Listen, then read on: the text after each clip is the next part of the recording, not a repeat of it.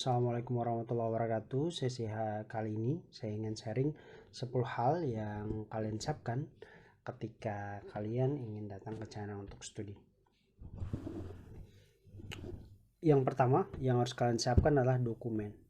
Dokumen yang kalian submit, apakah di aplikasi online, apakah yang kalian kirim ke embassy, apakah kalian kirim ke kampus. Kalau misalnya teman-teman yang tidak apply beasiswa, itu ya dokumen-dokumen yang kalian submit aja, yang kalian kirim ke kampus tujuan untuk kuliah. Selanjutnya dokumen tadi sebaiknya kalian scan untuk lebih memudahkan, atau misalnya untuk backup. Dan yang kedua, bawa fast foto. Nah, fast foto ini juga penting karena bakalan dipakai untuk banyak hal. Nah, fast foto yang kalian bawa itu hitam putih ataupun berwarna, itu bisa saja sama. Dan yang kalian bawa adalah fast foto yang setengah badan. Oke, kemudian yang ukurannya, pengalaman saya pribadi yang paling banyak saya pakai itu ukuran 4x6, karena 2x3 terlalu kecil dan itu jarang saya pakai. Yang saya paling banyak pakai adalah ukuran 4x6. Pas foto yang saya bawa juga, pas foto visa saya juga saya bawa. Nah, terus sekali lagi sebaiknya soft copy file dari foto kita simpan di handphone. Poin ketiga adalah bawa paspor. Nah, bawa paspor dan selanjutnya paspor juga kita harus scan dan simpan di handphone untuk memudahkan. Yang keempat, acceptance letter. Kebetulan saya di Bandara Shenzhen karena kebetulan baru pertama kali ke China. Itu saya ditanyain tujuan saya ke sana. Nah, tujuan saya ke sana. Jadi saya bilang saya studi dan saya menunjukkan acceptance letter saya bahwa saya adalah salah satu mahasiswa yang akan belajar di China. Jadi mereka nggak bakalan nanya lebih jauh lagi. Dan yang acceptance letter tadi juga sebaiknya disimpan dalam soft copy. Lagi-lagi semuanya soft copy. Scan kemudian simpan di handphone. Yang kelima, makanan pribadi atau bumbu-bumbu dari Indonesia. Ini juga penting, walaupun sebenarnya ada sih beberapa makanan atau beberapa bumbu yang dijual di China, tapi harganya relatif lebih mahal dan tidak semua bumbu atau makanan yang mungkin favorit kalian di Indonesia itu dijual di China. Kalau misalnya bagasi kalian terbatas, kurangi pakaian dan lebih banyak membawa makanan pribadi. Nah, di makanan pribadi ini beberapa pesawat itu yang melakukan transit, biasanya kita bakalan transit sangat lama. Jadi paling tidak makanan ini bisa kita pakai sebagai pengancar perut seperti itu. Dan selanjutnya di sini juga saya ingin sampaikan bahwa ada beberapa maskapai yang ketika kita transit dari satu kota ke kota yang lain itu menawarkan penginapan gratis untuk menginap untuk menunggu pesawat kita selanjutnya ke kota tujuan. Nah, itu juga pastikan juga kita naik apa. Nanti bisa dicari, teman-teman bisa cari sendiri maskapai apa yang menawarkan penginapan gratis untuk mereka yang melakukan transit seperti itu. Dan yang keenam, yang paling penting menurut saya adalah itu cari tahu bagaimana caranya ke kampus.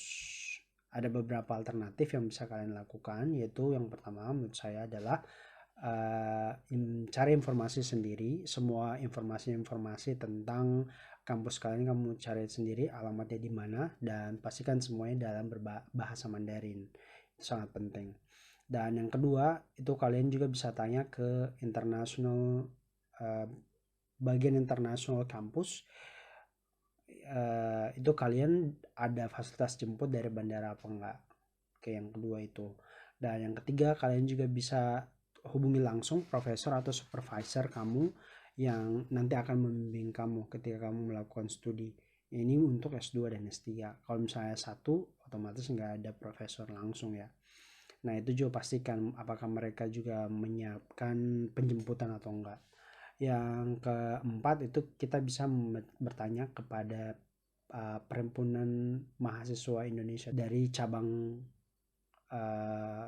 kota masing-masing. Itu bisa kita tanya baik Instagram ataupun Facebook mungkin. Nah, itu kita bisa tanya. Kita bisa cari informasi ke situ. Nah, kalau misalnya teman-teman dari entah kampus, entah profesor, ataupun dari PPIT itu tidak bisa melakukan penjemputan, terpaksa kita mengambil opsi pertama. Nah, mungkin ini lebih panjang lagi saya bahas yang poin ke-6, mohon maaf. Kalau misal nomor 6 ini kita terpaksa untuk ke kampus itu sendiri, jadi informasi-informasi tadi yang bisa kita pakai, kita bisa gunakan. Nah, ketika kita ingin ke kampus dari bandara itu ada beberapa alternatif yang bisa kita pakai nih.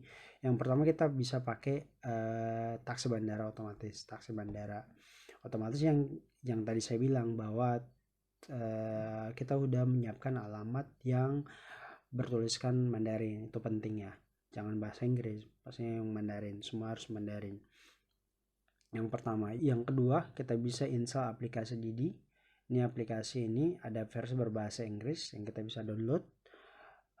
Yang ketiga, kita bisa naik bus dari bandara.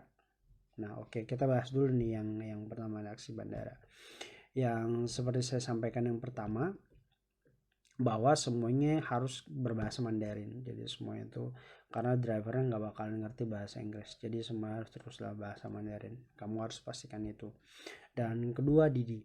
Nah, di Didi ini sendiri yang gue harus sampaikan, saya juga kurang tahu sistem pembayarannya. Karena ini aplikasi berbasis online, biasanya itu pembayaran melalui online. Apakah menggunakan WeChat ataupun Alipay.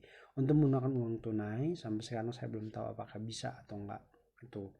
Dan dari poin 1 yang taksi, dan kemudian poin 2 Didi yang tadi itu relatif lebih mahal. Kemudian kalau misalnya kita ambil opsi yang ketiga yaitu bus bandara, kita harus tahu bus bandara nomor berapa yang ke kampus kita. Tapi dari pengalaman saya pribadi, bus-bus bandara ini tidak akan mendrop kita langsung atau tepat di stasiun kampus kita. Pengalaman saya tergantung sih, tapi kalau pengalaman saya itu, nah stasiun terakhir saya itu sedikit lebih jauh, relatif lebih jauh dari kampus. Nah, jadi saya harus membayar lagi untuk mengambil istilahnya taksi dalam kota untuk ke kampus, seperti itu. Itu kekurangan untuk naik bus, tapi memang dia relatif lebih murah, tapi ya kekurangannya adalah kita nggak tahu tujuan akhir kita kemana. Jadi kita harus nanya lagi, cari informasi lagi setelah turun di last station, setelah turun di stasiun terakhir, kita harus kemana lagi. Nah, itu bisa kita ngambil taksi lagi. Jadi kita bisa ngambil taksi lagi, kemudian dari taksi akan mengantarkan kita ke kampus kita. Nah, seperti itu. Oke, yang ketujuh itu kalian juga bisa membeli paket roaming ataupun membeli SIM card baru. Tapi ini jatuhnya lebih mahal karena kalau tahu ya, kalau paket roaming kan lebih mahal. Terus kemudian yang SIM card ini sebaiknya yang kalian beli SIM card baru itu di kampus karena jatuhnya lebih murah. Oke. Tapi di sini yang untuk internet sendiri itu kalau misalnya kita nggak tahu nama jalan, kita coba install Google Map offline, mungkin itu bisa membantu.